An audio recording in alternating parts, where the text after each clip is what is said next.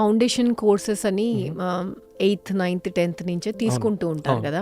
How good is it? ఎంతవరకు help చేస్తుంది స్టూడెంట్స్కి? అందరూ పేరెంట్స్ దాంట్లో పుషాలా అక్కడి నుంచే స్టార్ట్ అవ్వాలి వాళ్ళ ఇంట్రెస్ట్ కనుక్కోవడం? బికాస్ ఫౌండేషన్ క్లాసెస్ చాలా మంది తీసుకుంటారు కదా. How far will it help to crack IITs? So IIT కాదండి, I would say for any exam or career మీరు ముందే ఫిక్స్ అయితే, లైక్ చైనాలో ఒలింపిక్ మెడల్స్ లైక్ ఎక్కువ ఎందుకు వస్తాయి? చిన్నప్పటి నుంచి ఆ డైరెక్షన్ లో they are clear about it. Parents అవ్వచ్చు, పిల్లలు అవ్వచ్చు. కొంచెం మంది ఫోర్స్డ్ అయి ఉంటుంది, డెఫినెట్ గా అవుతుంది. ఎందుకంటే ఆ ఏజ్ లో ఆడు చెప్తాడు ఏంటి నాకు ఇలా హింస పెట్టండి.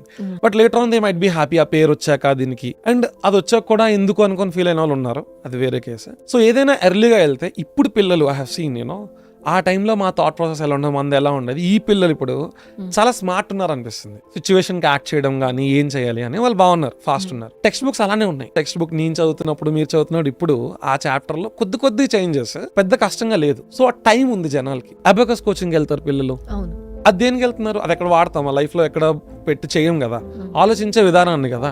సో దీన్ని కూడా అలాగే చూద్దాం. వెళ్తే it is extra add on. నేను మళ్ళీ చెప్తున్నా, ఈ ప్రాసెస్ ని ఎంజాయ్ చేయండి, యూ వోంట్ రిగ్రెట్.